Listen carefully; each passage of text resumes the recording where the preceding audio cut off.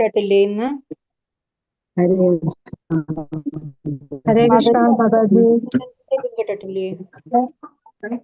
5574. ഹരേ കൃഷ്ണ.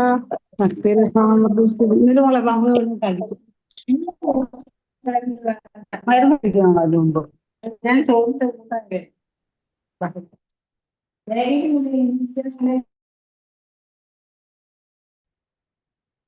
ഹരേ കൃഷ്ണ. ഓം നമോ ഭഗവതേ വാസുദേവായ. ഓം നമോ ഭഗവതേ വാസുദേവായ. ഓം നമോ ഭഗവതേ വാസുദേവായ. ഓം അജ്ഞാനതിമിരാന്ധസ്യ ജ്ഞാനാഞ്ജനാശലാകയാ ചക്ഷുരുന്മീലിതം യേന തസ്മൈ ശ്രീ ഗുരവേ നമഃ. നമോ വിഷ്ണുപാദായ കൃഷ്ണപ്രേഷ്ഠായ ഭൂതലേ ശ്രീമതേ ഭക്തിവേദാന്ത സ്വാമിനിധി നാമിനേ. നമസ്തേ സാരസ്വതേ ദേവേ ഗൗരവാണി പ്രചാരിണേ നിർവിശേഷ ശൂന്യവാദി പാശ്ചാത്യദേശതാരിണേ. ജയ ശ്രീ കൃഷ്ണ ചൈതന്യ പ്രഭു നിത്യാനന്ദ ശ്രീ അദ്വൈത ഗദാധര ശ്രീവാസാദി ഗൗര ഭക്തവൃന്ദ. ഹരേ കൃഷ്ണ കൃഷ്ണ കൃഷ്ണ ഹരേ ഹരേ, ഹരേ രാമ രാമ രാമ ഹരേ ഹരേ. ഹരേ കൃഷ്ണ. ശ്രീ ശ്രീ രാധാഗോവിന്ദ ടെമ്പിൾ ഇസ്കോൺ മാംഗ്ലൂരിന്റെ ഭഗവത്ഗീത ക്ലാസ്സിലേക്ക് എല്ലാവർക്കും സ്വാഗതം. ഹരേ കൃഷ്ണ. എല്ലാവർക്കും പ്രണാമം. ഹരേ കൃഷ്ണ. പ്രണാമം. ഹരേ കൃഷ്ണ. പ്രണാമം പ്രഭു. ഹരേ കൃഷ്ണ. അപ്പൊ നമ്മള് ഇന്ന് 13ാമത്തെ അധ്യായം നമ്മൾ തുടങ്ങാണ്. 13ാമത്തെ അധ്യായം. ഏത് യോഗാണ് സ്റ്റാർട്ട് ചെയ്യണത് ഇന്ന്?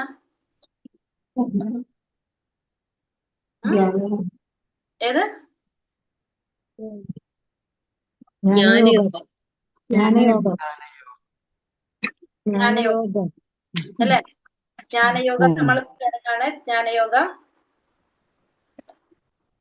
അപ്പൊ അതില് 13ാമത്തെ അധ്യായം ഫസ്റ്റ് തുടങ്ങുന്നത് 13ാമത്തെ അധ്യായം. എന്തിനെ കുറിച്ചാ പറഞ്ഞത്? അപ്പൊ ഇന്നലെ ഭക്തിയോഗത്തിൽ എന്തൊക്കെയാ നമ്മൾ പറഞ്ഞത്? ഇന്നലത്തെ അധ്യായം ഭക്തിയോഗത്തിൽ നമ്മൾ എന്താ കണ്ടത്? അധ്യാത്മവാദികൾ എത്ര തരം? ഭക്തി എങ്ങനെയാണ്, എന്താണ്, 5 തരത്തിലുള്ള ഭക്തികള്, എല്ലാ സമയവും ജീവിത സേവനത്തിൽ തന്നെ ഉചിതമായി ഏർപ്പെട്ടിരിക്കുന്നവരോ അതോ പ്രത്യക്ഷമല്ലാത്ത അവ്യക്ത ബ്രഹ്മത്തിലെ പ്രകാശത്തിൽ ഉപാസിക്കുന്നവരോ ആരാണ് കൂടുതൽ പരിപൂർണര്? വ്യക്തിഗത രൂപത്തില് ശ്രീകൃഷ്ണ രൂപത്തിൽ ആരാധിക്കുന്നവരാണ് പരിപൂർണര് എന്ന് ഭക്തിയോഗത്തിൽ പ്രത്യേകം പറയുന്നുണ്ട്. ഭക്തിയോഗം നമ്മൾ ഈ അധ്യായത്തിൽ നമ്മൾ എന്തൊക്കെ കണ്ടു? ഭക്തിയെ കുറിച്ച് കണ്ടു, ഭക്തൻ ആരാണെന്ന് കണ്ടു, ഭക്തി എങ്ങനെയൊക്കെ ചെയ്യണമെന്ന് കണ്ടു. അപ്പൊ അത് കുറെ കാര്യങ്ങൾ നമുക്ക് പറഞ്ഞു. നമുക്ക് ഏത് വേണമെങ്കിലും സെലക്ട് ചെയ്യാം അല്ലെ? അത്രയും കാര്യങ്ങൾ നമ്മൾ ഇന്നലത്തെ 12ാമത്തെ ചെറിയൊരു അധ്യായത്തിൽ കുറെ കാര്യങ്ങൾ പറഞ്ഞു. എങ്ങനെയുള്ള വ്യക്തിയാണ് ഭക്തൻ, അതായത് ഭഗവാന് പ്രിയപ്പെട്ടവനാവണമെങ്കിൽ എന്തൊക്കെ ചെയ്യണം എന്ന് ഭഗവാൻ പറഞ്ഞു. ഭഗവാൻ പറഞ്ഞതനുസരിച്ചാൽ മാത്രമേ ഭക്തൻ എന്ന് പറയാൻ പാടുള്ളൂ എന്നുള്ളത് നമുക്ക് മനസ്സിലായി. പിന്നെ ഭക്തി എങ്ങനെയൊക്കെ ചെയ്യാന്നുള്ളത് നമുക്ക് മനസ്സിലായി. അതില് ഏറ്റവും ശ്രേഷ്ഠമായിട്ട് പറഞ്ഞത് ഏതാണ്? ഫസ്റ്റ് അനന്യ ഭക്തി നമ്മളോട് പറഞ്ഞത്. അപ്പൊ അത് ചെയ്യാം. ഇത് നമുക്ക് പിന്നെ അത് കഴിഞ്ഞിട്ട് സാമാന്യ സാധന ഭക്തി ചെയ്യാം, അല്ലെങ്കിൽ നിഷ്കാമ കർമ്മം ചെയ്യാം, സകാമ കർമ്മം ചെയ്യാം. അതല്ലെങ്കിൽ നമുക്ക് ജ്ഞാനത്തിലൂടെ പരമാത്മാ സാക്ഷാത്കാരത്തിലൂടെ ഭഗവത് സാക്ഷാത്കാരം നേടാനും ശ്രമിക്കാം. അത്രയും നമ്മൾ പറഞ്ഞു. അപ്പൊ ഇനി 13ാമത്തെ അധ്യായം ജ്ഞാനയോഗം. പ്രകൃതി, പുരുഷൻ, ക്ഷേത്രജ്ഞൻ, ഇതിനെ കുറിച്ചാ പറയുന്നത്.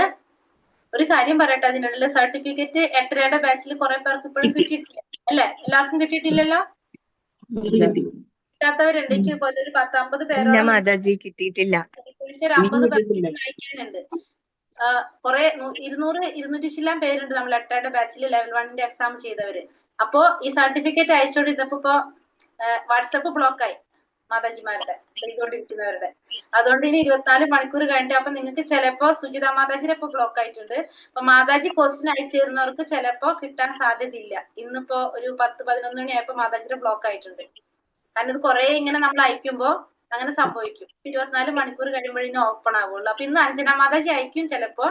കാരണം മാതാജി ഇത് ചെയ്തുകൊണ്ടിരിക്കുകയാണ്. അപ്പൊ ഇനി അടുത്ത ആളാവും ബ്ലോക്ക് ആവണം. ചിലപ്പോ ഗ്രൂപ്പും ബ്ലോക്ക് ആവാൻ സാധ്യതയുണ്ട്. പിന്നെ അവര് മെസ്സേജ് ഇട്ടാല് ഗ്രൂപ്പും ബ്ലോക്ക് ആവും. പക്ഷെ അത് തന്നെത്താൻ ഓപ്പൺ ആവും. 24 മണിക്കൂർ കഴിയുമ്പോൾ തന്നെത്താൻ ഓപ്പൺ ആവും. അപ്പൊ ലിങ്ക് ഇട്ടില്ല, മെസ്സേജ് വന്നില്ല എന്ന് വെച്ചാൽ ക്ലാസ് ഇല്ല എന്നല്ല അർത്ഥം. നമുക്കത് മനസ്സിലാക്കാം. ഈ ഒരു സംഭവം ഇന്ന് 3 മണിയുടെ ബാച്ച് ബ്ലോക്ക് ആയിട്ടുണ്ട് അവിടെ. ഇതേപോലെ തന്നെ കാരണം അത് സംഭവിക്കുന്നതാണ്. ഇങ്ങനെ കുറെ നമ്മളത് ചെയ്യുമ്പോൾ അങ്ങനെ വരും. അപ്പൊ അതുകൊണ്ട് ക്ലാസ് ഇല്ലാതിരിക്കില്ല. പിന്നെ കാരണം ആർക്കും പിന്നെ ഒന്നും ചെയ്യാൻ പറ്റില്ല. അതിൽ മെസ്സേജ് ഇടാൻ ഒന്നും ചെയ്യാൻ പറ്റില്ല. നമുക്ക് ആർക്കും ചെയ്യാൻ പറ്റില്ല. അപ്പൊ അവരിപ്പോ ഇതിലൊരു മെസ്സേജ് ഇട്ടാൽ ചിലപ്പോ നമ്മുടെ ഗ്രൂപ്പ് ബ്ലോക്ക് ആവാൻ സാധ്യതയുണ്ട്. 3 മണിയുടെ ഇപ്പം അങ്ങനെ സംഭവിച്ചു. അവിടുത്തെ മാതാജിയിൽ മെസ്സേജ് ഇട്ടപ്പോ ഗ്രൂപ്പ് ബ്ലോക്ക് ആയി.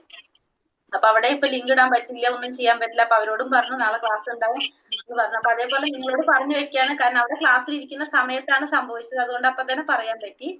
അപ്പൊ ഇവിടെ നേരത്തെ പറഞ്ഞു വെക്കുകയാണ്, അങ്ങനെ എന്തെങ്കിലും കണ്ടാൽ ക്ലാസ് ഇല്ലാന്ന്, ലിങ്ക് ഇട്ടില്ലെങ്കിൽ അതിന്റെ അർത്ഥം ക്ലാസ് ഇല്ല എന്നല്ല.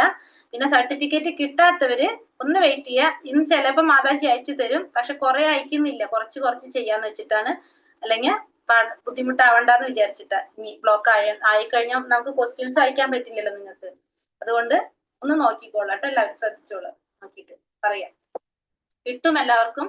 നാളെ മറ്റന്നാളും കിട്ടില്ല എന്ന് വെച്ചിട്ടുണ്ടെങ്കിൽ മെസ്സേജ് ഇടാം മാതാജിക്ക്, എനിക്ക് കിട്ടിയിട്ടില്ല എന്ന്. ഹരേ കൃഷ്ണ. അപ്പൊ നമ്മള് അധ്യായം 13 പ്രകൃതി, പുരുഷൻ, ക്ഷേത്രജ്ഞൻ.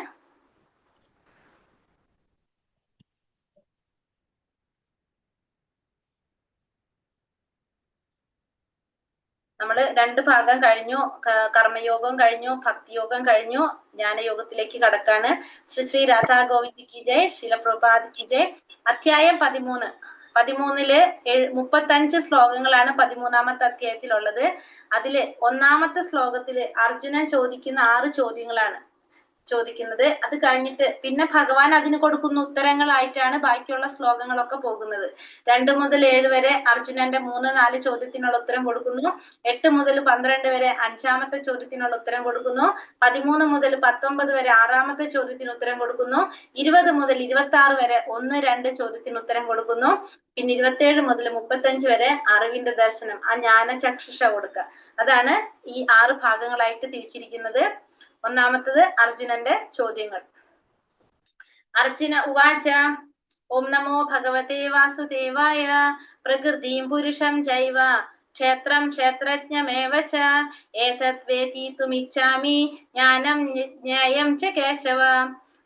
ശ്രീ ഭഗവാനുവാച ഇദം ശരീരം കൗന്ദേയ ക്ഷേത്രമിത്യാഭിധീയതേ ഏതത്യോ വേത്തി ത്രം പ്രാഹു ക്ഷേത്രജ്ഞ ഇതി തത്വിദഃ. അർജുനൻ പറഞ്ഞു, അല്ലയോ പ്രിയപ്പെട്ട കൃഷ്ണ, പ്രകൃതി, പുരുഷൻ, ക്ഷേത്രം, ക്ഷേത്രജ്ഞൻ, ജ്ഞാനം, ജ്ഞാനത്തിന് വിഷയീഭവിക്കുന്നത്, ഇവയെ കുറിച്ചെല്ലാം അറിയാൻ എനിക്ക് ആഗ്രഹമുണ്ട്.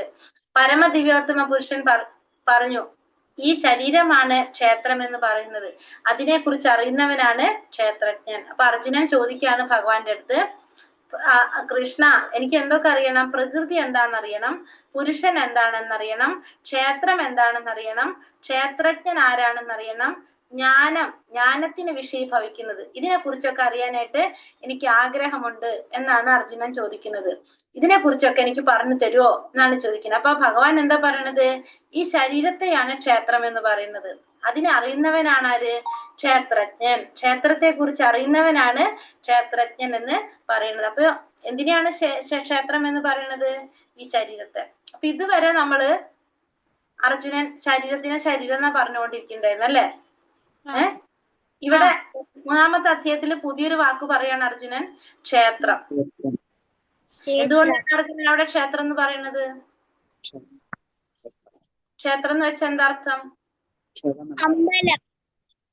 അമ്പലല്ല, അല്ലാതെ.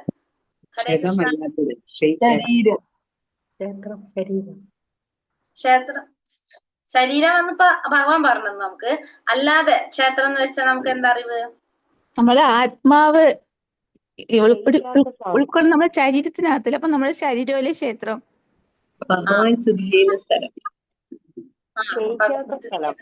പിന്നെ ക്ഷേത്രം എന്ന് വെച്ചാല് ഫീൽഡ് എന്ന് കേട്ടിട്ടുണ്ടോ? ഫീൽഡ് എന്ന് പറഞ്ഞൊരു അർത്ഥം എന്താണ്? അതായത് വയല്.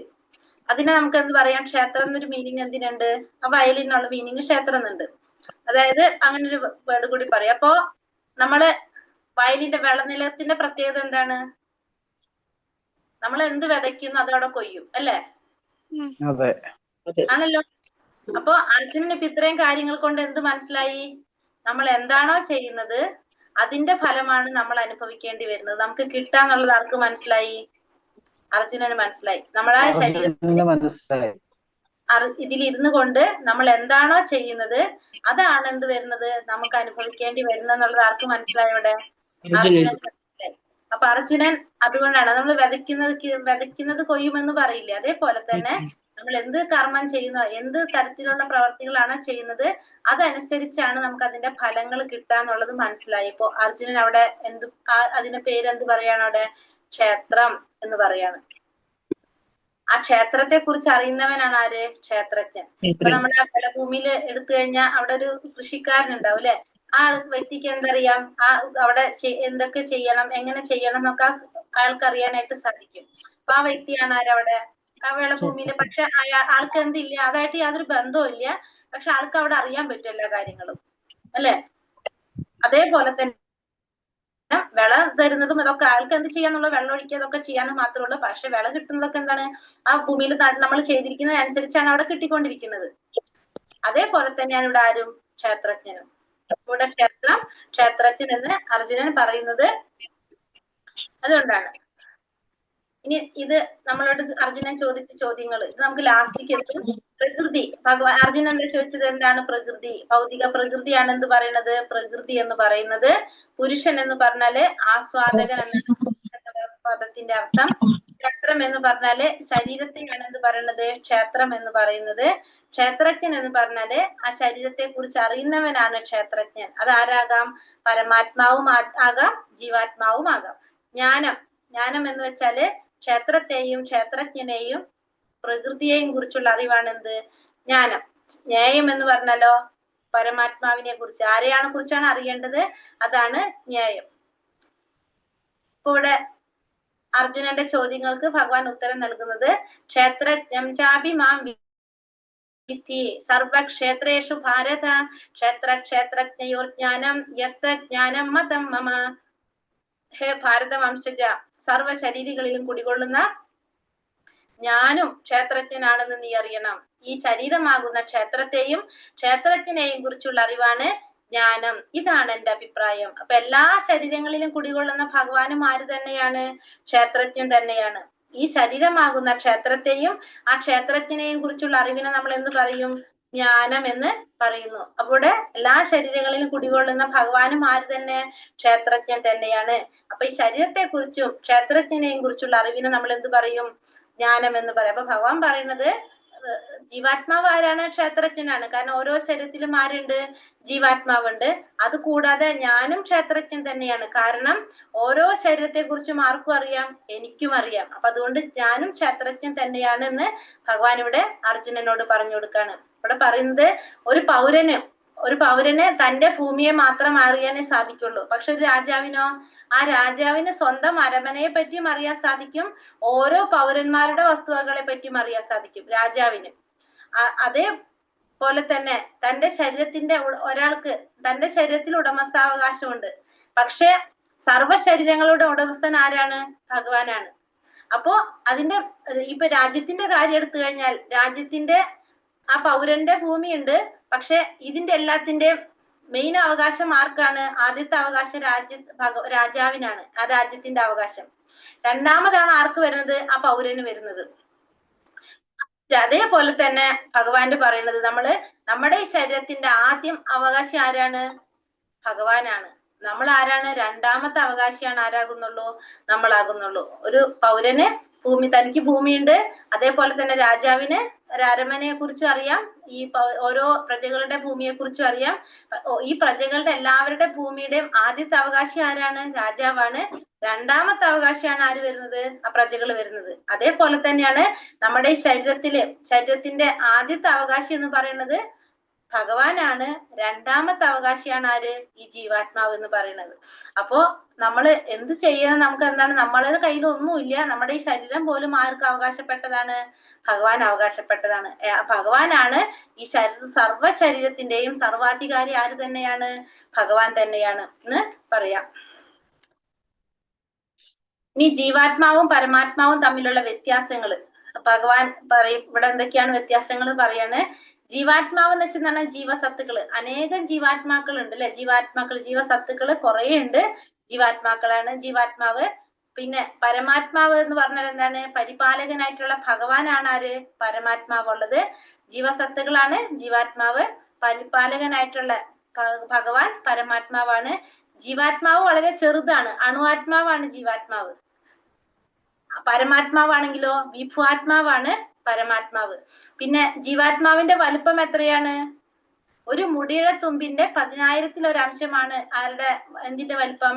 ജീവാത്മാവിന്റെ വലിപ്പം എന്ന് പറയുന്നത് ഒരു മുടിയുടെ തുമ്പിന്റെ 10,000-ൽ ഒരു അംശമാണ് എന്തിന്റെ വലിപ്പം? ജീവാത്മാവിന്റെ വലിപ്പം. പിന്നെ വന്നിട്ട് എന്താ പറയണത്? ജീവാത്മാവിന്റെ വലിപ്പം. പിന്നെ എല്ലാ സർവ ശരീരങ്ങൾ, സ്വന്തം ശരീരത്തെ കുറിച്ച് അറിയുന്നവനാണ് ആര്? ജീവാത്മാവ്. പരമാത്മാവാണെങ്കിലോ എല്ലാവരുടെ ശരീരത്തെ കുറിച്ചും അറിയാനായിട്ട് സാധിക്കും. പിന്നെ ജീവാത്മാവ് രണ്ടാമതാണ് ജീവാത്മാവ് ഉടമസ്ഥൻ. ആ ശരീരത്തിന്റെ ആദ്യത്തെ ഉടമസ്ഥൻ ആരാണ്? ആദ്യത്തെ ഉടമസ്ഥൻ? ഭഗവാൻ. രണ്ടാമത്തെ ഉടമസ്ഥാവകാശമാണ് ആർക്കുള്ളൂ? ജീവാത്മാവിനുള്ളൂ. പക്ഷെ ഭഗവാനാണെങ്കിലോ സർവ ശരീരങ്ങളുടെയും സർവാധികാരിയാണ് ആര്? ഭഗവാൻ. പിന്നെ അതേപോലെ തന്നെ ഇന്ദ്രിയങ്ങളും, നമ്മുടെ ഇന്ദ്രിയങ്ങളുടെ ആദ്യത്തെ ഋഷികേശനാണ് ഭഗവാൻ അല്ലെ. ആ ഇന്ദ്രിയങ്ങളുടെ ആദ്യ നിയന്താവ് ആരാണ്? പരമോന്നത നിയന്താവ് ആരാണ്? ഭഗവാനാണ്. രണ്ടാമതാണ് ആർക്ക് സാധിക്കുള്ളൂ? ജീവാത്മാവിന് സാധിക്കും. അതേപോലെ അതുകൊണ്ട് ഭഗവാൻ ഇവിടെ എന്താണ്? ഭഗവാൻ സർവ്വ ഇന്ദ്രിയങ്ങളുടെ, എല്ലാ ഇന്ദ്രിയങ്ങളുടെ നിയന്താവാണ് ഭഗവാൻ. അതുകൊണ്ട് നമ്മൾ ഭഗവാൻ എന്ത് വിളിക്കും? ഋഷികേശൻ. ഗുഡാകേശൻ എന്ന് വെച്ചാൽ നിദ്രയെ തോൽപ്പിച്ച അർജുനനാണ്. ഋഷികേശൻ എന്നാണ് ആരെ വിളിക്കപ്പോ? ഭഗവാനെ വിളിക്കാം. പിന്നെ തെറ്റുകൾ പറ്റുന്ന ആർക്കാണ് പിഴകൾ സംഭവിക്കുന്നത്? പരമാത്മാവിന് ഒരിക്കലും എന്ത് സംഭവിക്കില്ല? തെറ്റുകൾ പറ്റില്ല.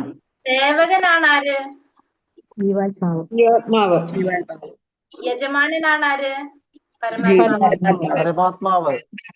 അസംഖ്യ ജീവാത്മാക്കൾ കുറെ ഉണ്ടാവും. ഓരോരുത്തരിലും ആരുണ്ട്? എല്ലാവരിലും ആരുണ്ട്? ഓരോരുത്തരിലും ഓരോരോ ജീവാത്മാക്കൾ ഉണ്ടാവും. പക്ഷെ ഈ എല്ലാ ജീവാത്മാക്കളിലും ആരാണ് പരമാത്മാവ്? ഒരേ ഒരു പരമാത്മാവേ ഉണ്ടാവുള്ളൂ. പരമാത്മാവ് എല്ലാവരിലും ഒരാൾ തന്നെ ആയിരിക്കും. പക്ഷെ ജീവാത്മാക്കൾ എല്ലാവരിലും വ്യത്യസ്തരായിരിക്കും. അതാണ് ഇത് തമ്മിലുള്ള വ്യത്യാസം. യക്ഷേത്രം യച്ച് യാദൃശ്ച യത്തികാരി യദശ്ചയത് സചായോ യത് പ്രഭാവശ്ച തത്സമാസേന മേ ശൃണു.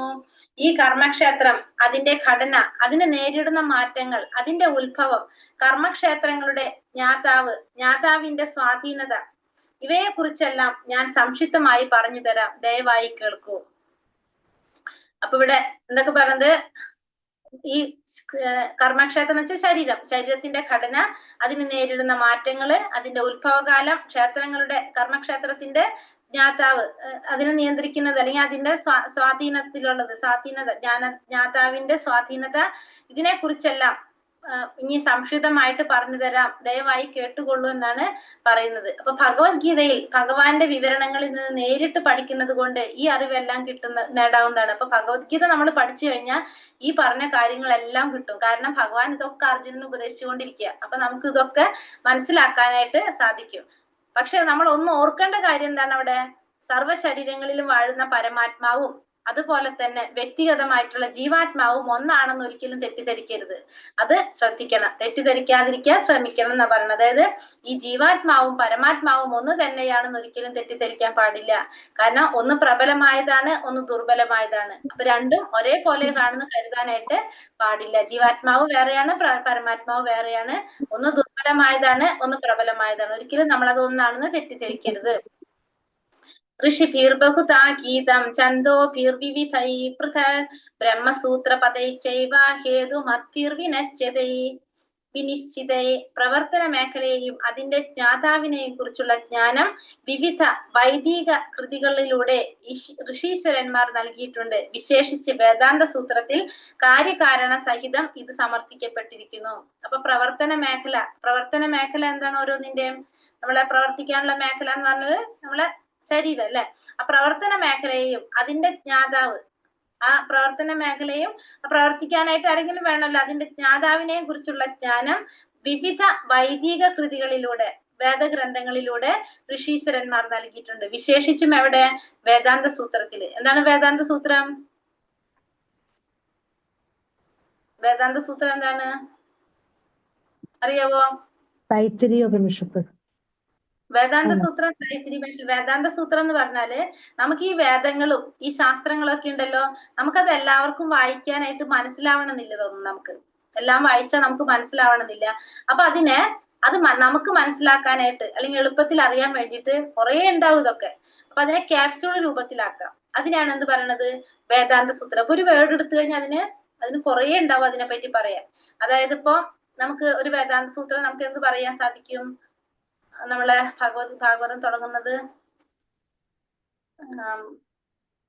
ജന്മത്യാസി അത് പറഞ്ഞ എന്താണ്? ഒരു വേദാന്ത സൂത്രാണത്. അപ്പൊ അതേപോലെ തന്നെ തത്വമസി അതൊക്കെ എന്താണ്? ഓരോ വേദാന്ത സൂത്രങ്ങളാണ് അതൊക്കെ. അപ്പൊ അത് എടുത്തു കഴിഞ്ഞാൽ എന്താണ്? അതിന്റെ ഡീറ്റെയിൽ ആയിട്ട് അതിനെ പറ്റി പറയുണ്ടാവും അത്. അപ്പൊ നമുക്കത് എളുപ്പത്തിൽ അറിയാൻ വേണ്ടിയിട്ട് അത് അങ്ങനെ ക്യാപ്സ്യൂൾ രൂപത്തിലാക്കിയിരിക്കുന്നതാണ്. അതാണ് വേദാന്ത സൂത്രം. അതിലെ കാര്യകാരണ സഹിതം ഇത് സമർത്ഥിക്കുന്നു എന്നാണ് പറയുന്നത്. ഇനി 5ാമത്തെ ശ്ലോകത്തില് അപ്പൊ ഇവിടെ ഇതിൽ പറയുന്നത് ഈ എന്താ പറഞ്ഞത്? ചന്തോപി. ഈ ശ്ലോകത്തിൽ പറയുന്ന ഒരു വേർഡാണ് ചന്തോപിർ വിവിധ പൃഥക് എന്നാണ് പറയുന്നത്. ചന്തോപി എന്ന് പറഞ്ഞാല്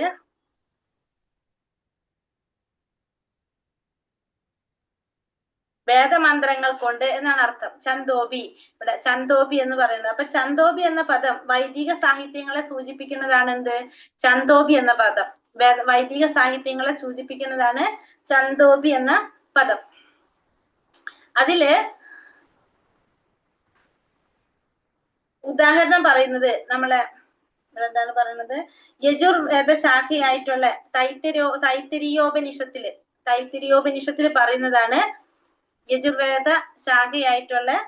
യജുർവേദത്തിന്റെ ശാഖയായിട്ടുള്ള തൈത്തിരിയോപനിഷത്തിൽ പറയുന്നത് പ്രകൃതി പരമപുരുഷൻ ജീവാത്മാവ് ഈ വിഷയങ്ങളെ കുറിച്ചാണ് അവിടെ വിവരിക്കുന്നത്. അപ്പൊ അതില് വ്യക്തിഗത ജീവാത്മാവും പരമാത്മാവും ബ്രഹ്മപുച്ഛം പ്രതിഷ്ഠ എന്ന് തൈത്തിരിയോപനിഷത്തില് ഭഗവത് ശക്തിയുടെ ഒരു ആവിഷ്കാരണത്തിൽ ഇത് പറയുന്നത്. ഫസ്റ്റത്തെ പറയുന്നത് എന്താണ്? അന്നമയം. അതായത് നമ്മൾ ഈ പറയുന്നത് 5 തലങ്ങള് അല്ലെങ്കിൽ പഞ്ചകോശങ്ങളെയാണ് നമ്മൾ ഈ ഇതുകൊണ്ട് ഉദ്ദേശിക്കുന്നത്. ഇവിടെ നമ്മൾ ഇപ്പൊ നമ്മൾ ഈ കാണുന്നത് അന്നമയം, പ്രാണമയം, ജ്ഞാനമയം, വിജ്ഞാനമയം, ആനന്ദമയം എന്ന് പറയുന്നത് ഈ 5 തലങ്ങള് അല്ലെങ്കിൽ പഞ്ചകോശങ്ങളെയാണ് സൂചിപ്പിക്കുന്നത്. ഇതിലെ പറഞ്ഞിരിക്കുന്നത് തൈത്തിരിയോപനിഷത്തിൽ പറയുന്നതാണിത്. ബ്രഹ്മപുച്ഛം പ്രതിഷ്ഠ എന്ന തൈത്തിരിയോപനിഷത്തിൽ പറയുന്നതാണിത്. അപ്പൊ അതിൽ പറഞ്ഞത് ഈ 5 തലങ്ങൾ, പഞ്ചകോശങ്ങൾ നമ്മുടെ ദൈനംദിന ജീവിതമായിട്ട് ബന്ധപ്പെടുത്തിയിട്ട് നമുക്കത് പറയാൻ സാധിക്കാം. അതായത് നമ്മള് ഒരു സവോള ഉണ്ടല്ലോ, ആ സവോളയുടെ തൊലി കളയുമ്പോ എങ്ങനെയാണ്? ഓരോന്ന് ഉരിഞ്ഞുരിഞ്ഞുരിഞ്ഞ് വരുമ്പോ നമുക്ക് ലാസ്റ്റ് നമുക്ക് എന്തിലെത്തും? അതിന്റെ ഒരു ചെറിയൊരു ഏറ്റവും കോമൺ ആയിട്ടുള്ള ഒരു ഭാഗത്തിലേക്ക് എത്തില്ല. ഓരോ തോലിയും എടുത്ത് മാറ്റി വരുമ്പോഴാണ് നമുക്ക് അതിലേക്ക് എത്താനായിട്ട് സാധിക്കുക. അതാണ് നമ്മൾ ഈ പറയുന്നത്. നമ്മള് യഥാർത്ഥ സത്വം, ആ ആത്മാവിലേക്ക് നമുക്ക് എത്തണമെങ്കിൽ എന്ത് വേണം? ഈ കടന്നു പോകേണ്ട 5 വാതിലുകളാണിത്. ഈ കടന്നു പോകേണ്ട ആത്മാവിലേക്ക് നമുക്ക് കടക്കണമെങ്കിൽ ആ കടന്നു പോകേണ്ട 5 വാതിലുകളാണ് നമ്മൾ ഈ പറഞ്ഞ ഏതൊക്കെയാണ്? അന്നമയം, പ്രാണമയം, ജ്ഞാനമയം, വിജ്ഞാനമയം, ആനന്ദമയം എന്ന് പറയുന്നത്. എളുപ്പത്തിൽ മനസ്സിലാവാൻ ഞാൻ ആ സവോളയുടെ പറഞ്ഞത്. കാരണം ആ സവോളയുടെ ഓരോ എന്താ പറയാ, അത് തൊലി ഒഴിച്ച് കളഞ്ഞു വരുമ്പോ ആദ്യത്തെ ഒരെണ്ണം കളഞ്ഞു, വീണ്ടും കളഞ്ഞു. അപ്പൊ ലാസ്റ്റ് എത്തുമ്പോ എന്താണ്? അതിന്റെ ഒരു വെള്ള കളറിൽ അല്ലെ, അത് നല്ലൊരു ചെറിയൊരു പൂ പോലെ ഒരു ചെറുങ്ങനായിട്ട് ഇരിക്കുന്നുണ്ടാവും. അത് ഭയങ്കര സോഫ്റ്റ് ആയിട്ടുള്ളത് പാകമായിരിക്കും അത്. അപ്പൊ അതേപോലെ തന്നെ ആത്മാവിലേക്ക് എത്താൻ വേണ്ട 5 വാതിലുകളാണ് എന്ത്? ഈ പറഞ്ഞ ഫസ്റ്റത്തെ അന്നമയം. അന്നമയം എന്ന് പേര് കേൾക്കുമ്പോ നമുക്ക് അന്നം എന്ന് വെച്ചാൽ എന്താണ്? ഭക്ഷണം. അപ്പൊ അന്നമയം എന്ന് പറഞ്ഞാല് നമ്മള് കഴിക്കുന്ന ഭക്ഷണം കൊണ്ട് ഭക്ഷണത്തിലൂടെ നമുക്ക് എന്ത് സാധിക്കാണ്? നമ്മൾ ആ ഭക്ഷണം കഴിക്കുമ്പോ നമ്മൾ അതില് രൂപപ്പെടാം. എന്താ? ഭക്ഷണം കഴിക്കുമ്പോ ഭൗതിക ശരീരം ആ ഭക്ഷണം കഴിക്കുമ്പോ ആ കഴിക്കുന്നത് കൊണ്ട് നിർമ്മിക്കപ്പെടുന്ന ആ ശരീരത്തിന് നമുക്ക് എന്ത് പറയാം? അന്നമയം എന്ന് പറയും. അതായത് നമ്മുടെ ശരീരത്തിന് നമ്മൾ ആ കഴിക്കുന്ന ഭക്ഷണം കൊണ്ടാണ് എന്ത്? നമ്മളെ ശരീരം രൂപപ്പെട്ട് വരുന്നില്ല. അതിൽ മാംസം ഉണ്ടാവും, അസ്ഥി ഉണ്ടാവും, രക്തം ഉണ്ടാവും. ഇതൊക്കെ എന്തിൽ ഉൾപ്പെടുന്നതാണ്? ഈ ശരീരത്തിൽ ഉൾപ്പെടുന്നതാണ്. ഇതൊക്കെ എന്തുകൊണ്ടാണ്? നമ്മൾ കഴിക്കുന്ന അന്നം കൊണ്ട് നിർമ്മിക്കപ്പെടുന്നതാണത്. അപ്പൊ അതാണ് ഒന്നാമത്തെ ലെയറാണ് എന്ത്? അന്നമയം. ശരീരത്തിന്റെ അത് ഭൗതിക ശരീരം എന്ന് പറയുന്നത് അതാണ് അന്നമയം എന്ന് പറയുന്നത്. ഒന്നാമത്തത് ക്ലിയർ ആയോ? രണ്ടാമത്തതാണ് എന്ത് പറയുന്നത്? അന്നമയം കഴിഞ്ഞാല് രണ്ടാമത്തത് പ്രാണമയം. പ്രാണമയം എന്ന് വെച്ചാൽ എന്താണ്? നമ്മളെ നമ്മുടെ വായുവിനെയാണ് സൂചിപ്പിക്കുന്നത്. ശരീരത്തിലെ നമ്മളെ ആ ഊർജം ഉണ്ടല്ലോ, വായു, ആ വായുവിനെ സൂചിപ്പിക്കുന്നതാണ് എന്ത്? രണ്ടാമത്തത് പ്രാണമയം. അതായത് നമ്മൾ പിന്നെ വായു, ശരീരത്തിന്റെ ഓരോ കോശങ്ങളിലേക്കും എത്തുന്നതാണ് ആ വായു അല്ലെ. അപ്പൊ നമുക്ക് ദേഷ്യം വന്നു കഴിഞ്ഞാൽ നമ്മൾ ഭയങ്കര ശ്വാസം നമ്മളെ വേഗത്തിലാകും, ശാന്തമായിരിക്കുമ്പോൾ നമ്മൾ പതുക്കെ ശ്വസിക്കും. ഇതൊക്കെ ആ രണ്ടാമത്തെ ഈ പ്രാണമയ കോശത്തിന്റെ ഭാഗമായിട്ടാണ് പറഞ്ഞത്. അതാണ് രണ്ടാമത്തത് ലെയർ പറഞ്ഞത്, പ്രാണമയം. പ്രാണമയം രണ്ടാമത്തത് പ്രാണമയം. മൂന്നാമത്തതാണ് എന്ത്? ജ്ഞാനമയം. മൂന്നാമത്തത് ജ്ഞാനമയം എന്നാ പറയാ. ജ്ഞാനമയം. ജ്ഞാനമയം എന്ന് വെച്ചാൽ എന്താണ്? നമ്മളെ ചിന്തകള്, വികാരങ്ങള്, ആഗ്രഹങ്ങള്, അതൊക്കെ ഉണ്ടല്ലോ, അതുമായിട്ട് ബന്ധപ്പെട്ട് വരുന്നതാണ് എന്ത്? മൂന്നാമത്തെ ജ്ഞാനമയം എന്ന് പറയുന്നത്. ചിന്ത, വികാരം, വിചാരം, ഇതിന്റെ സാക്ഷാത്കാരമാണ് എന്തിലൂടെ നടക്കുന്നത്? മൂന്നാമത്തെ ആയിട്ടുള്ള ഈ ജ്ഞാനമയത്തില് നടക്കുന്നത്. ഇത് മൂന്നാമത്തെ ജ്ഞാനമയം എന്ന് പറയുന്നത്. മൂന്നാമത്തത് അതാണ് ജ്ഞാനമയം. ഇപ്പൊ നമുക്ക് നമ്മുടെ ചിന്തകള്, വികാരങ്ങൾ, ആഗ്രഹങ്ങൾ എന്ന് പറയുമ്പോൾ നമുക്ക് എന്താണ്? നമുക്ക് അത് ഇഷ്ടമാണ്, നമുക്ക് വിശക്കുന്നുണ്ട്, നമുക്ക് സങ്കടം വരുന്നുണ്ട്. ഈ പറഞ്ഞ തോന്നലുകളൊക്കെ ഏതിൽ വരുന്നതാണ്? ഈ മൂന്നാമത്തെ ജ്ഞാനമയത്തിൽ വരുന്നത്. അതിനെ വേറൊരു പേരും കൂടി നമുക്ക് പറയാം, മനോമയം എന്ന് പറയും അതിനെ മനോമയം എന്ന് പറയും. ഈ നാലാമത്തതാണ് എന്ത്? വിജ്ഞാനമയം. വിജ്ഞാനമയം എന്ന് വെച്ചാണ് തീരുമാനം എടുക്കുക. നമുക്കത് ശരിയാണോ തെറ്റാണോ എന്ന് നമ്മൾ ആ വിവേചിച്ചറിയുമല്ലോ. ശരിയും തെറ്റും വിവേചിച്ചറിയാം. നിശ്ചയദാർഢ്യത്തോടെ നമുക്ക് കറക്റ്റ് ആയിട്ടുള്ളതിലേക്ക് എത്താനായിട്ട് ആ ശരിയും തെറ്റും വിവേചിച്ചറിയാം. അതാണ് എന്ത്? നാലാമത്തെ വിജ്ഞാനമയം എന്ന് പറയുന്നത്. അഞ്ചാമത്തതാണ് എന്ത്? ആനന്ദമയം. അവിടേക്ക് എത്തിയപ്പോ എവിടേക്ക് എത്തി? നമ്മള് ആത്മാവിന്റെ അടുത്തേക്ക് എത്തി. അതാണ് എന്ത്? ആ സന്തോഷം, നമുക്കറിയാം, ആനന്ദം അനുഭവിക്കാൻ സാധിക്കും. ആത്മാവിനോട് ചേർന്ന് നിൽക്കുന്ന അവസ്ഥയിലേക്ക് എത്താം. അതാണ് എന്ത്? ആനന്ദമയം എന്ന് പറയുന്നത്. അതാണ് ഏറ്റവും ലാസ്റ്റ് അഞ്ചാമത്തെ പറയുന്നത്, ആനന്ദമയം. ഇതാണ് ഏത് പറയുന്നത്? തൈത്തിരിയോപനിഷത്തില് പറയുന്നതാണിത്. ഭഗവത് ശക്തിയുടെ ഒരു ആവിഷ്കാരമായിട്ടുള്ള ഒന്ന് അന്നമയം, പിന്നെ രണ്ടാമത്തെ മനോമയം, വിജ്ഞാനമയം, ആനന്ദമയം. നമ്മള് ഇതിൽ പറഞ്ഞിരിക്കുന്ന മനോമയം അല്ല, ജ്ഞാനമയം എന്നാണ് പറഞ്ഞിരിക്കുന്നത്. അതിനെ മനോമയം. ആനന്ദമയം ഒന്ന് പറയോ? ആനന്ദമയം ആത്മാവിനോട് ചേർന്നിരിക്കാൻ മതി. ആനന്ദമയം എന്ന് പറയുമ്പോ സന്തോഷം. അത് തന്നെ, പരമാനന്ദത്തിന്റെ സാക്ഷാത്കാരം, ആ ബ്രഹ്മ സാക്ഷാത്കാരത്തിന്റെ, ആ പരമാത്മാ സാക്ഷാത്കാരം, പരമാനന്ദത്തിന്റെ സാക്ഷാത്കാരം, അതാണ് എന്ത് പറയുന്നത്? ആനന്ദമയം എന്ന് പറയുന്നത്. ആ ആനന്ദമയം എന്ന് പറയുന്നത് ജീവാത്മാക്കളുടെ കർമ്മരംഗങ്ങളെല്ലാം ആനന്ദമയം എന്ന് അറിയപ്പെടുന്ന പരമപുരുഷൻ ആനന്ദമയോഭ്യാസാത് എന്ന ഇവിടെ ഒരു വേദസൂത്രം പറയുന്നുണ്ട്, വേദാന്ത സൂത്രം. ആനന്ദമയോഭ്യാസാത് എന്ന വേദാന്ത സൂത്രവും ഭഗവാനെ വിവരിക്കുന്നതാണ്. ഭഗവാൻ സ്വഭാവേന ആനന്ദപൂർണനാണ്. അതീന്ദ്രിയാനന്ദം അനുഭവിക്കാൻ വേണ്ടി ഭഗവാൻ വിജ്ഞാനമയനായും പ്രാണമയനായും അന്നമയനായിട്ട് രൂപവിസ്തരണം കൊള്ളുന്നു. അപ്പൊ ആ ഒരു വേർഡിന്റെ മീനിങ് വരുന്നതാണ്. അപ്പൊ ആ ഒരു ചെറിയൊരു വേർഡുമേ ഇത്രയും കാര്യങ്ങൾ അതിൽ ഉൾപ്പെട്ടിട്ടുണ്ട്. അതാണ് വേദസൂത്രം, വേദാന്ത സൂത്രം എന്ന് പറയുന്നത്. ഋഷിഭീർ ബഹുതാ ഗീതം ചന്തോ, ഇപ്പൊ പറഞ്ഞതല്ല നമ്മള്. മഹാഭൂത്യാനഹങ്കാരോ ബുദ്ധിരവ്യക്തമേവ ച ഇന്ദ്രിയാണി ദശൈകം ച പഞ്ചചേന്ദ്രിയ ഗോചരഃ ഇച്ഛുർദേശ സുഖം ദുഃഖം സംഘാതശ്ചേതനാധൃതിഃ ഏതത് ക്ഷേത്രം സമാസേന സാവികാരാമുദാഹൃതം. ഇനി നമ്മള് ആ ക്ഷേത്രത്തിന്റെ ഘടകങ്ങൾ ഏതൊക്കെയാണെന്ന് നമ്മൾ പറയുന്നത്. ഏതൊക്കെയാണ്? പഞ്ചമഹാഭൂതങ്ങൾ, മിഥ്യാഹങ്കാരം, ബുദ്ധി, അവ്യക്തത, 10 ഇന്ദ്രിയങ്ങൾ, മനസ്സ്, 5 ഇന്ദ്രിയ വിഷയങ്ങൾ, രാഗദ്വേഷങ്ങൾ, സുഖദുഃഖങ്ങൾ, സമദൃഷ്ടി, ജീവലക്ഷണങ്ങൾ, ദൃഢവിശ്വാസം എന്നിവയും ചുരുക്കത്തിൽ ക്ഷേത്രമായും അതിന്റെ പ്രതിപ്രവർത്തനങ്ങളായും വിവരിക്കപ്പെട്ടിട്ടുണ്ട്. ഇപ്പൊ എന്തൊക്കെ പറയുന്നത്? 24 ഘടകങ്ങളുടെ സമൂഹത്തെയാണ് നമ്മൾ എന്ത് പറയുന്നത്? കർമ്മക്ഷേത്രം എന്ന് പറയുന്നത്. ഏതൊക്കെയാണ് ആ 24 ഘടകങ്ങള്? ഒന്ന് പഞ്ചമഹാഭൂതങ്ങൾ, ഭൂമി, ജലം, അഗ്നി, വായു, ആകാശം, അതാണ് പഞ്ചമഹാഭൂതങ്ങള്. പിന്നെ ഏതാണ് പറഞ്ഞ? ജ്ഞാനേന്ദ്രിയങ്ങൾ 5, കണ്ണ്, മൂക്ക്, നാക്ക്, ത്വക്ക്, ചെവി. കർമ്മേന്ദ്രിയങ്ങൾ 5, ശബ്ദം, കാലുകൾ, കൈകൾ, ഗുദം, ഉൽപാദനേന്ദ്രിയം. ഇന്ദ്രിയ വിഷയങ്ങൾ 5, ഗന്ധം, രസം, രൂപം, സ്പർശം, ശബ്ദം. പിന്നെ ഏതാ ബാക്കിയുള്ളത്? മിഥ്യാഹങ്കാരം, ബുദ്ധി, മനസ്സ്, ബുദ്ധി, മിഥ്യാഹങ്കാരം, ഭൗതിക പ്രകൃതിയുടെ ത്രിഗുണങ്ങൾ. അങ്ങനെയാണ് 24 ഘടകങ്ങളുടെ ഈ സമൂഹത്തിനെയാണ് നമ്മൾ എന്ത് പറയുന്നത്? ക്ഷേത്രം അല്ലെങ്കിൽ ഈ ശരീരം എന്ന് പറയുന്നത്. ഇത്രയും കാര്യങ്ങൾ ഉൾപ്പെടുന്നതാണ് ഈ ശരീരം എന്ന് പറയുന്നത്. ഈ ശരീരത്തിന് നമുക്കറിയാം 6 വിധത്തിലുള്ള മാറ്റങ്ങൾ സംഭവിക്കുന്നതാണ്. ഒന്ന് ജനനം, വളർച്ച, സ്ഥിതി, പ്രത്യുൽപാദനം, ക്ഷയം, മരണം. ഇങ്ങനെ ഈ മാറ്റങ്ങളിലൂടെയാണ് എന്ത് കടന്നു പോകുന്നത്? ഈ ശരീരം കടന്നു പോകുന്നത്. പക്ഷെ ജീവാത്മാവിനാണെങ്കിലോ ഒട്ടും മാറ്റം സംഭവിക്കുന്നില്ല. ഇനി 5ാമത്തെ ചോദ്യത്തിന്റെ ഉത്തരാണ് ഭഗവാൻ ഇവിടെ കൊടുക്കുന്നത്. ജ്ഞാനം.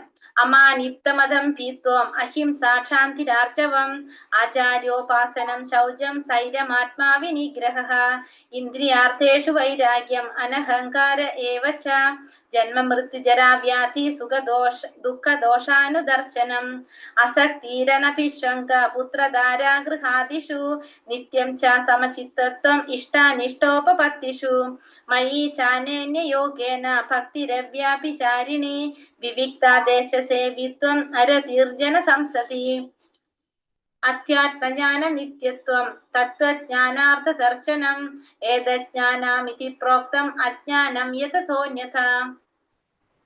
വിനയം, ഗർവില്ലായ്മ, അഹിംസ, ക്ഷമ, ലാളിത്യം, ഒരു യഥാർത്ഥ ആത്മീയ ഗുരുവിനെ സമീപിക്കാൻ, ശുചിത്വം, സ്ഥൈര്യം, ആത്മസംയമനം, ഇന്ദ്രിയ വിഷയങ്ങളിൽ അനാസക്തി, നിത്യഹങ്കാരമില്ലായ്മ, ജനന മരണങ്ങൾ, വാർദ്ധക്യം, രോഗം എന്നീ പരിണാമങ്ങളുടെ ദുഃഖാത്മകതയെക്കുറിച്ചുള്ള ബോധം, വൈരാഗ്യം, മക്കൾ, ഭാര്യ, ഗൃഹം മുതലായവയിൽ നിന്നുള്ള മുക്തി, സുഖദുഃഖങ്ങളിൽ അക്ഷോഭ്യത എന്നിൽ സ്ഥിരവും നിഷ്കളങ്കവുമായ ഭക്തി, ഏകാന്തമായ സ്ഥലത്ത് ജീവിക്കാനുള്ള ആഗ്രഹം, ആൾക്കൂട്ടത്തിൽ നിന്ന് വേറിട്ട് നിൽക്കൽ, ആത്മസാക്ഷാത്കാരത്തിന്റെ പ്രാധാന്യം അറിയൽ, തത്വചിന്തയിലൂടെ നിരപേക്ഷ തത്വത്തെക്കുറിച്ച് അന്വേഷിക്കൽ എന്നിവയെല്ലാം ജ്ഞാനമാണെന്നും അതല്ലാത്തതെല്ലാം അജ്ഞാനമാണെന്നും ഞാൻ പ്രഖ്യാപിക്കുന്നു. അപ്പൊ ഇതൊക്കെ എന്താണ്? ജ്ഞാനമാണ്. ഇതല്ലാത്തതൊക്കെ അജ്ഞാനമാണ്. അപ്പൊ എന്തൊക്കെയാണ് പറഞ്ഞത്? ഫസ്റ്റ് വിനയം, അമാനിത്വം എന്ന് പറയുന്നതാണ് വിനയം. അപ്പൊ മറ്റുള്ളവർ തന്നെ ബഹുമാനിക്കണമെന്ന ദുർമോഹം ഇല്ലാതിരിക്കുക, അതാണ് എന്ത് പറയുന്നത്? വിനയം എന്ന് പറയുന്നത്. രണ്ടാമത്തത് ഗർവില്ലായ്മ. ഗർവുണ്ടാവാൻ പാടില്ല തന്നെ എങ്ങനെയാണ്? ഈ ശരീരമല്ല താനെന്ന് ബോധ്യപ്പെട്ടു കഴിഞ്ഞാൽ പൂർണ്ണജ്ഞാനിയായ ഒരാൾക്ക് മാനാപമാനങ്ങൾ പ്രശ്നമാകുന്നില്ല. അപ്പൊ മറ്റുള്ളവർ നമ്മളെ മാനിച്ചാലും അപമാനിച്ചാലും ഒന്നും എന്തില്ല, ഒരു പ്രശ്നം തോന്നുന്നില്ല. കാരണം ഞാൻ ഈ ശരീരമല്ല എന്ന് ഇതൊക്കെ ചെയ്യുന്നത് എവിടെയാണ്? ഈ ശരീരത്തിനെയാണ് ചെയ്യുന്നത്. അത് ബോധ്യപ്പെട്ടു കഴിഞ്ഞാൽ പിന്നെ നമുക്ക് എന്തില്ല? ഗർവില്ല. അടുത്തത് അഹിംസ. ജനങ്ങള് ആധ്യാത്മിക ബോധത്തിലേക്ക് ഉയർത്തുവാൻ ശ്രമിക്കാത്തവർ ഹിംസാനിരതരെന്ന് തന്നെയെന്ന് കരുതാം. അഹിംസ, അതാണ് മൂന്നാമത്തെ പോയിന്റ്. ഇനി ക്ഷമ, മറ്റുള്ളവർ തന്നെ പുച്ഛിക്കുന്നതും അപമാനിക്കുന്നതുമെല്ലാം പൊറുക്കാൻ ശീലിക്കുക. ലാളിത്യം, ശത്രുവിനോട് പോലും ആർജവത്തോടെ തുറന്നു പറയാനുള്ള കഴിവ്, അതാണ് ലാളിത്യം. ഒരു യഥാർത്ഥ ആത്മീയ ഗുരുവിനെ സമീപിക്കുക. അത് ഒട്ടും ഒഴിച്ചുകൂടാൻ പറ്റാത്താണ് എന്ത്? ഒരു ഗുരുവിനെ സമീപിക്കുക എന്നുള്ളത്. കാരണം നമുക്ക് ജ്ഞാനം നേടണം. ജ്ഞാനം എന്ന് വെച്ചാൽ ആരെക്കുറിച്ചുള്ള അറിവാണ്? ഭഗവാനെ കുറിച്ചുള്ള അറിവാണ്.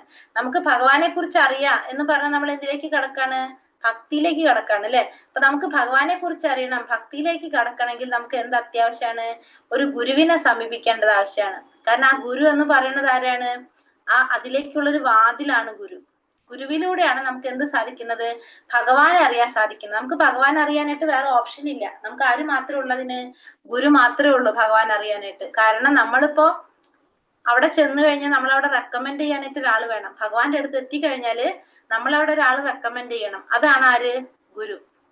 അപ്പൊ ആ ഗുരുവിലൂടെ മാത്രമേ നമുക്ക് ആരടുത്ത് എത്താൻ സാധിക്കുള്ളൂ? ഭഗവാന്റെ അടുത്ത് എത്താനായിട്ട് സാധിക്കുള്ളൂ. ഇപ്പൊ നമുക്കറിയാം, നമ്മൾ ഈ ഭൗതിക ലോകത്തില് നമ്മൾ കുറെ കാര്യങ്ങൾ പഠിക്കുന്നുണ്ട്. അത് പഠിക്കുന്നത് നമുക്ക് എവിടെന്നാ പഠിക്കുന്നത്?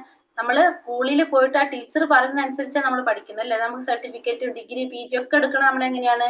ഒരു ടീച്ചറുടെ കീഴിൽ പഠിച്ചിട്ടാണ് അതൊക്കെ തേടുന്നത്. അതേപോലെ തന്നെയാണ് ആത്മീയമായ കാര്യത്തിൽ നമുക്ക് ആര് വേണം?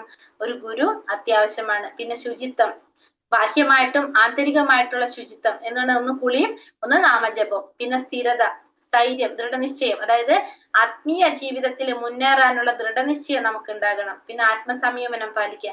ആധ്യാത്മിക പുരോഗതിക്ക് ദോഷകരമായിട്ടുള്ളതൊന്നും നമ്മൾ ചെയ്യാതിരിക്കുക. അതിനെ അംഗീകരിക്കുന്നില്ല നമ്മൾ അത്തരത്തിലുള്ള. അതാണ് ആത്മസംയമനം പാലിക്കുക. ഇന്ദ്രിയ വിഷയങ്ങളിൽ അനാസക്തി, ഇന്ദ്രിയ വിഷയങ്ങളിൽ ആസക്തി ഇല്ലാതിരിക്കുക. അതായത് ആവശ്യമില്ലാത്ത കാര്യങ്ങളിൽ നമ്മൾ വഴങ്ങി പോകാതിരിക്കുക. നമുക്ക് ഇന്ദ്രിയ വിഷയങ്ങളിൽ നമ്മൾ എന്ത് ചെയ്യുക? ആസക്തി ഇല്ലാതിരിക്കുന്നത്. നിത്യഹങ്കാരം ഇല്ലായ്മ, അതായത് നമുക്ക് എന്ത് മനസ്സിലാക്കാം? ഞാൻ ആരാണ്? ഞാൻ ഭഗവാന്റെ സേവകനാണെന്നുള്ള ഭാവം നമ്മളിൽ ഉണ്ടാകുക. അത് നമ്മൾ അംഗീകരിക്കുക. ഭഗവാന്റെ സേവകനാണ് ഞാൻ, ഭഗവാൻ ആസ്വാദകനാണ്, ഞാൻ സേവകനാണെന്നുള്ളത് അംഗീകരിക്കുക. ജനന മരണങ്ങൾ, വാർദ്ധക്യം, രോഗം എന്നീ പരിണാമങ്ങളുടെ ദുഃഖാത്മകതയെ കുറിച്ചുള്ള ബോധം, അതായത് ജന്മമൃത്യു ജരാവ്യാധികളെ കുറിച്ച് അതിന്റെ പരിണാമങ്ങളെ കുറിച്ചുള്ള ഒരു ബോധം ഉണ്ടായിരിക്കുക. ശരിയായ ഉറവിടത്തിൽ നിന്ന് ഇതിനെക്കുറിച്ച് പതിവായി കേൾക്കുക. അപ്പൊ നമുക്ക് സ്വാഭാവികമായിട്ട് എന്തുണ്ടാവും? ഈ പറഞ്ഞ ഭൗതിക ജീവിതത്തോട് വെറുപ്പ് തോന്നുകയാകുന്നു. അതായത് പതിവായി കേൾക്കുമ്പോ ഭൗതിക ജീവിതത്തോട് വെറുപ്പുണ്ടാകുന്നു എന്ന് പറഞ്ഞാൽ നമുക്ക് അവിടെ എന്തിനോട് ആകർഷണം വന്നു? ഭഗവാനോട് നമുക്ക് ആകർഷണം വന്നു എന്നും കൂടി അവിടെ ഒരു അർത്ഥമുണ്ട്. പിന്നെ വൈരാഗ്യം, കൃഷ്ണന് വേണ്ടിയിട്ട് എല്ലാം ത്യജിക്കാൻ തയ്യാറാകുക. ഭഗവാന് വേണ്ടിയിട്ട് നമ്മള് എല്ലാം ത്യജിക്കാം. മക്കൾ, ഭാര്യ, ഗൃഹം മുതലായവയിൽ നിന്നുള്ള മുക്തി. അതെന്താ അർത്ഥാക്കണ? കൃഷ്ണാവബോധത്തോടെ ചെയ്യാൻ കഴിയുന്നില്ലെങ്കിൽ അത് പരിശീലിക്കണം. എന്നാൽ കൃഷ്ണാവബോധത്തിന് അനുകൂലമല്ലെങ്കിൽ ത്യജിക്കണം. അപ്പൊ അത് ഭാര്യയെ മക്കളെ ഉപേക്ഷിക്കാന്നാണ് പറയുന്നത്? ഹരേ കൃഷ്ണ, എന്താ പറയണത്? അന്നത്തോട് കഴിഞ്ഞ ക്ലാസ് എന്താ പറയണേ?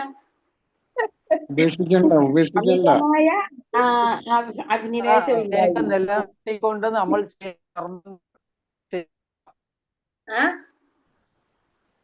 എന്താണ് പറഞ്ഞത്? അവരെയൊക്കെ നിലനിർത്തിക്കൊണ്ട് തന്നെ നമ്മൾ ചെയ്യേണ്ട കർമ്മങ്ങൾ ചെയ്യുക. നമ്മൾ എന്ത് പാടില്ല?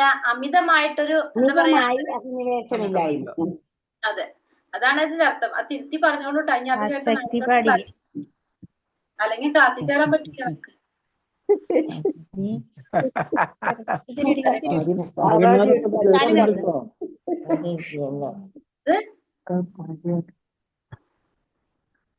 ഹരേ കൃഷ്ണ. അപ്പൊ അതാണ് ആ പോയിന്റ് പറഞ്ഞത്. സുഖദുഃഖങ്ങളിൽ അക്ഷോഭ്യത, ഭൗതിക നേട്ടത്തിലോ നഷ്ടത്തിലോ ആഹ്ലാദിക്കുകയോ വിഷമിക്കുകയോ ചെയ്യരുത്. നമുക്ക് നേട്ടങ്ങൾ ഉണ്ടായാലും നഷ്ടങ്ങൾ ഉണ്ടായാലും നമ്മൾ അതിലധികം സന്തോഷിക്കാനും പാടില്ല, ദുഃഖിക്കാനും പാടില്ല.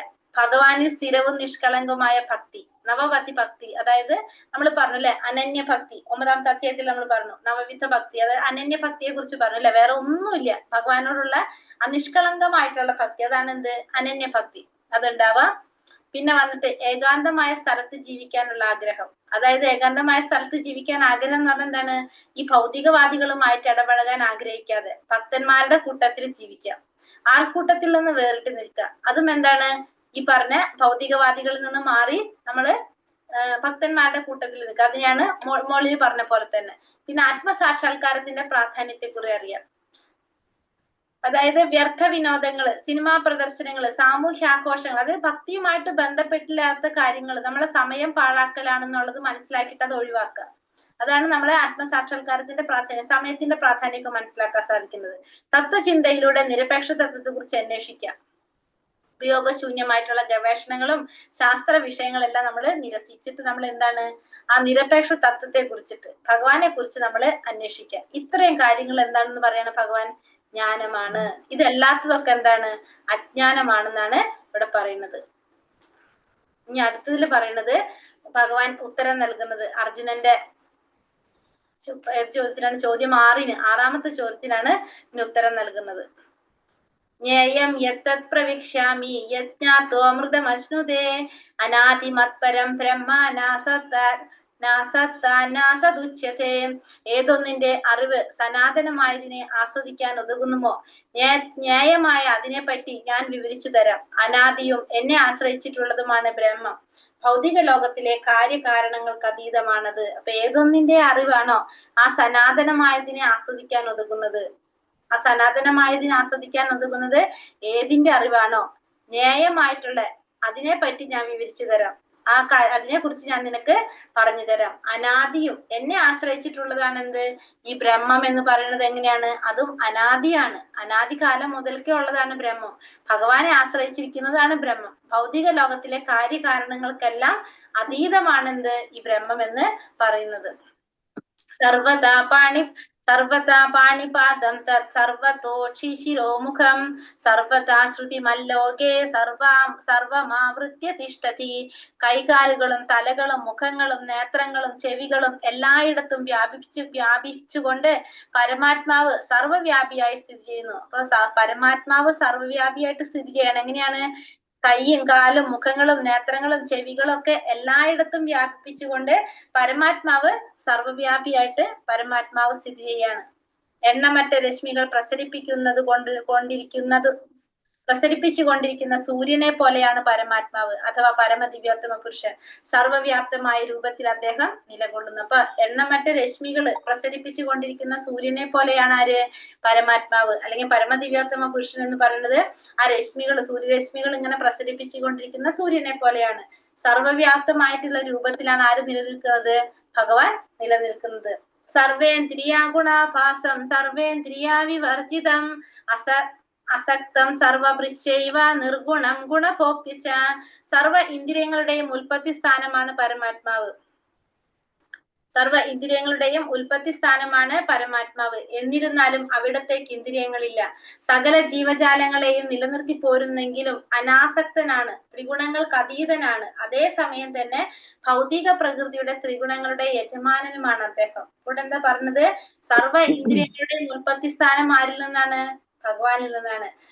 എന്നിരുന്നാലും ഉൽപ്പത്തി സ്ഥാനമാണ് ഭഗവാൻ, പരമാത്മാവ്. എന്നിരുന്നാലും ഭഗവാൻ എന്തില്ല? ഇന്ദ്രിയങ്ങളില്ല.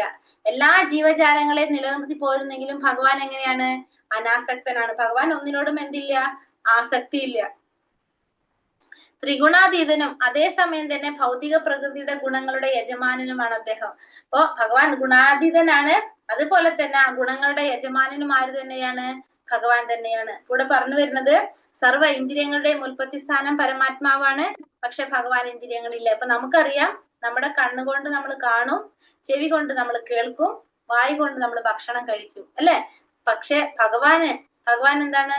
ചെവി കൊണ്ട് കാണാനും സാധിക്കും, കണ്ണുകൊണ്ട് കഴിക്കാനും സാധിക്കും.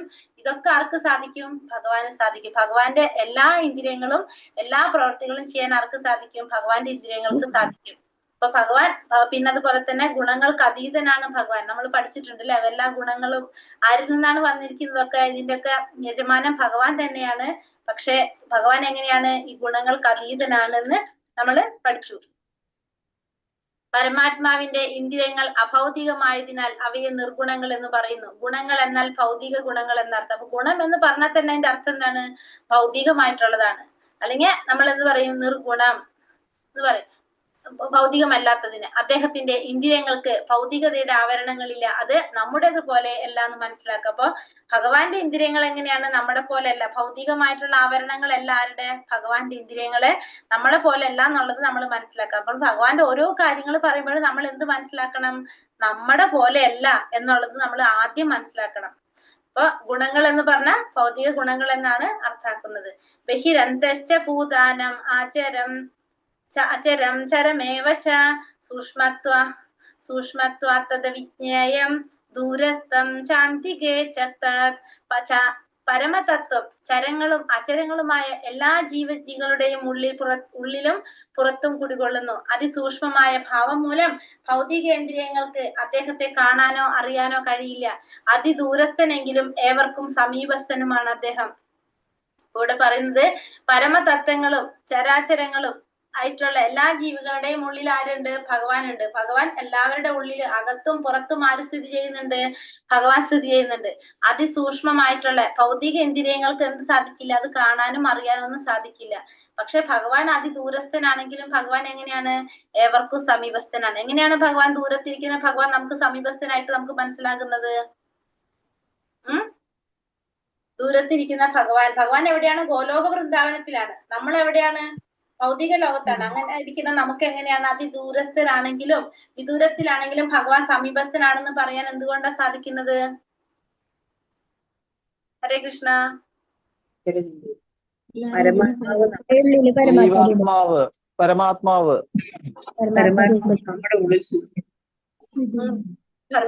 നമ്മളുണ്ടെന്നും പറഞ്ഞിട്ട് നമ്മൾ കാണുന്നുണ്ടോ? സൂര്യന്റെ പ്രകാശം ഭക്തി കൊണ്ട് എങ്ങനെ? നമ്മുടെ ഭക്തി കൊണ്ട്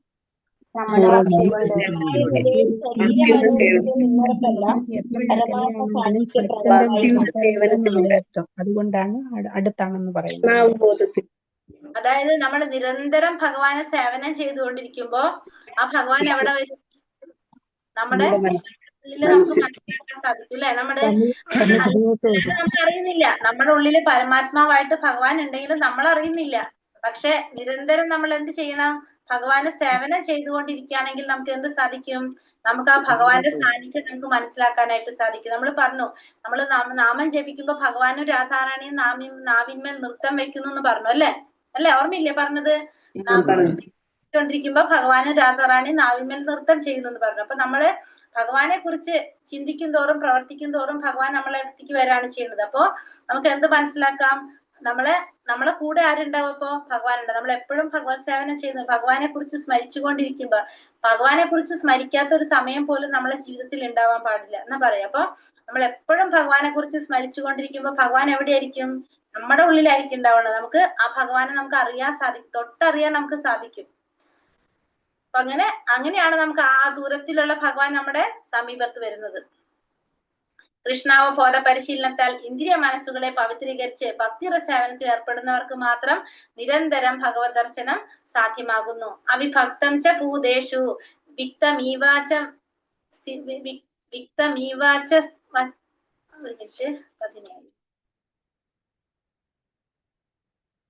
അവിഭക്തം ച ഭൂതേഷു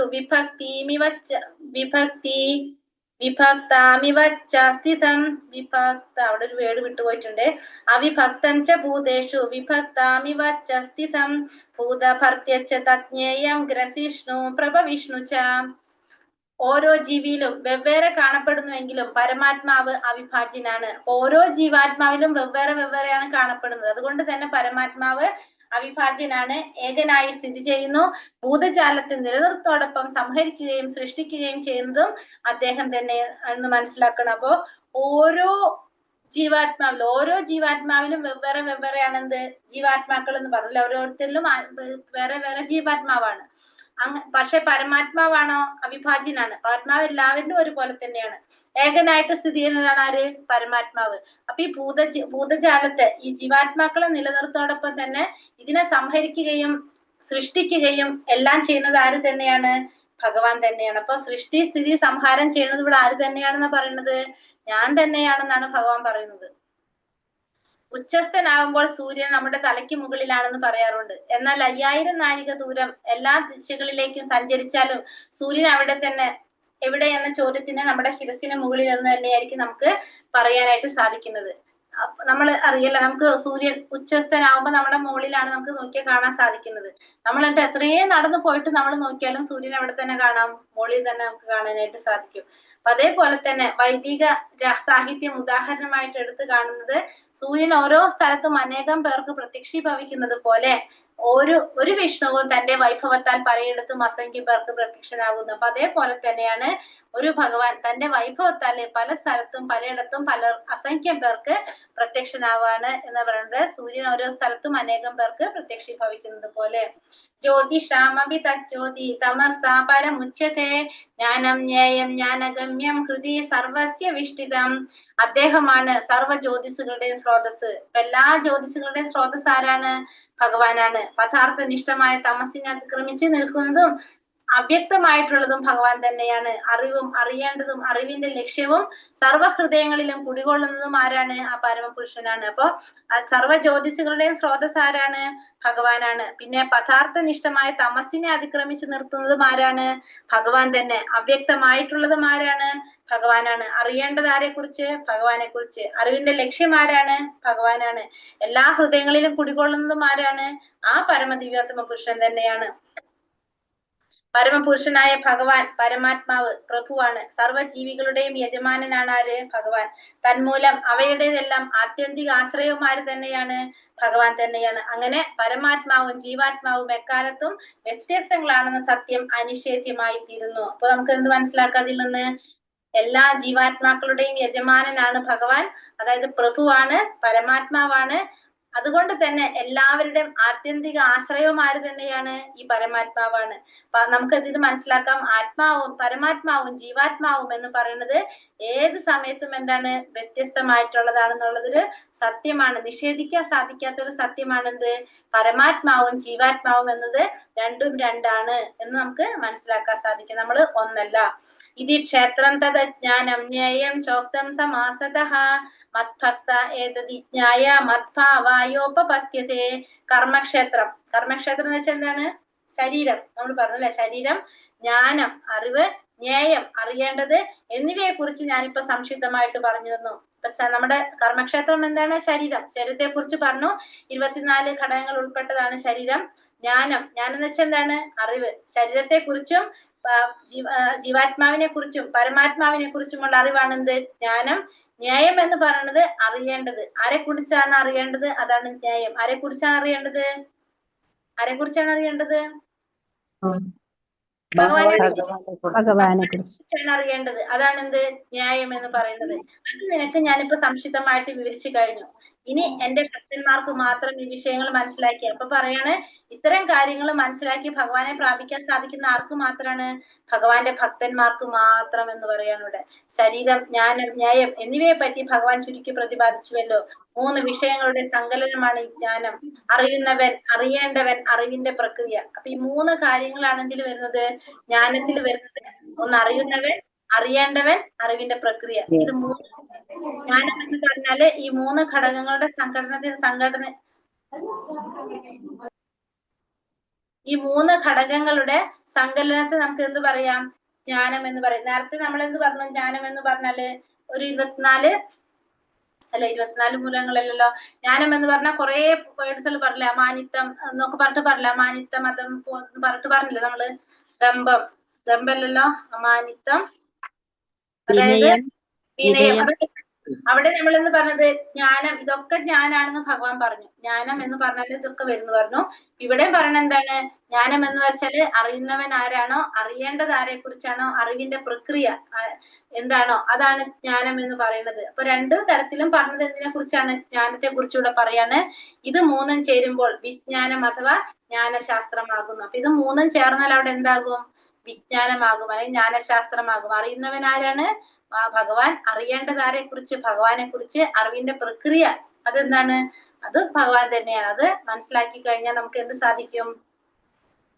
നമുക്ക് ആ പരിപൂർണമായ ജ്ഞാനം അല്ലെങ്കിൽ വിജ്ഞാനം നമുക്ക് നേടാനായിട്ട് സാധിക്കും. പരിപൂർണമായ ജ്ഞാനം ഗ്രഹ്യമാകുന്നത് വിശുദ്ധ ഭക്തന്മാർക്ക് മാത്രമാണ്. അപ്പൊ എന്തൊക്കെയാണെങ്കിലും ഈ ജ്ഞാനം നമുക്ക് നേടണമെങ്കിൽ എന്ത് വേണം? ഭക്തി, ശുദ്ധ ഭക്തി, വിശുദ്ധ ഭക്തി ഉണ്ടെങ്കിൽ മാത്രമേ നമുക്കിത് ഗ്രഹിക്കാനായിട്ട് സാധിക്കുന്നുള്ളൂ. ഹരേ കൃഷ്ണ കൃഷ്ണ കൃഷ്ണ ഹരേ ഹരേ, ഹരേ രാമ രാമ രാമ ഹരേ ഹരേ. വാഞ്ചാകൽപതരുഭ്യശ്ച കൃപാ സിന്ധുഭ്യവ ച പതിതാനാം പാവനേഭ്യോ വൈഷ്ണവേഭ്യോ നമോ നമഃ. അനന്തകോടി വൈഷ്ണവൃന്ദി കി ജയ്. ശില പ്രഭുപാദ് കി ജയ്. ഗുരുദേവ് കി ജയ്. നിതായ് ഗൗര പ്രമാനന്ദേ. ഹരി ഹരി ബോൽ. ഹരേ കൃഷ്ണ.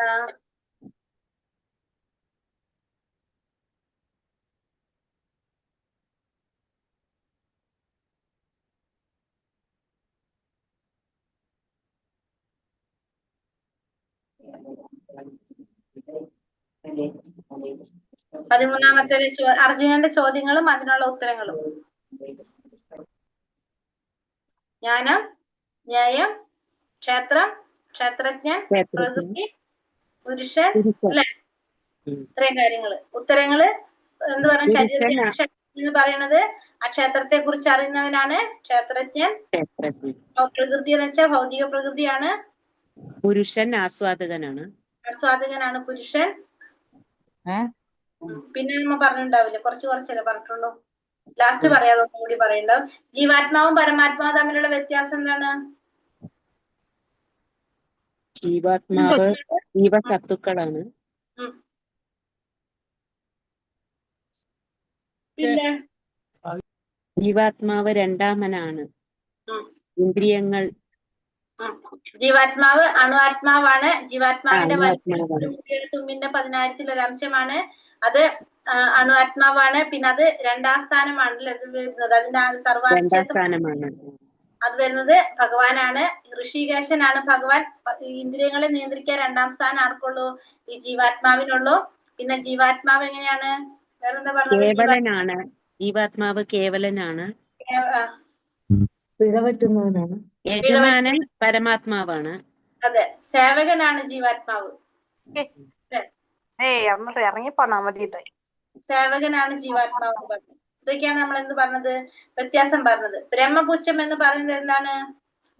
നമ്മൾ പറഞ്ഞ അന്നമയം, പ്രാണമയം, വിജ്ഞാനമയം ജ്ഞാനമയം വിജ്ഞാനമയം ആനന്ദമയം. വിജ്ഞാനമയം ആനന്ദമയം. ഇതിനാണെന്ന് പറയുന്നത് ആ ബ്രഹ്മപുച്ഛം എന്ന് പറയുന്നത്.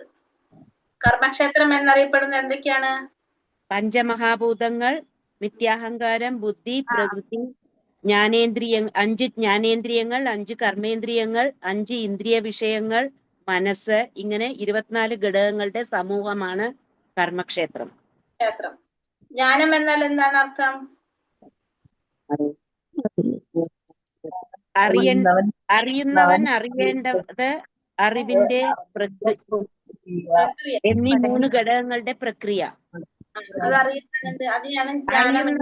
അറിയേണ്ടവൻ അറിവിന്റെ എന്നീ 3 ഘടകങ്ങളുടെ പ്രക്രിയ.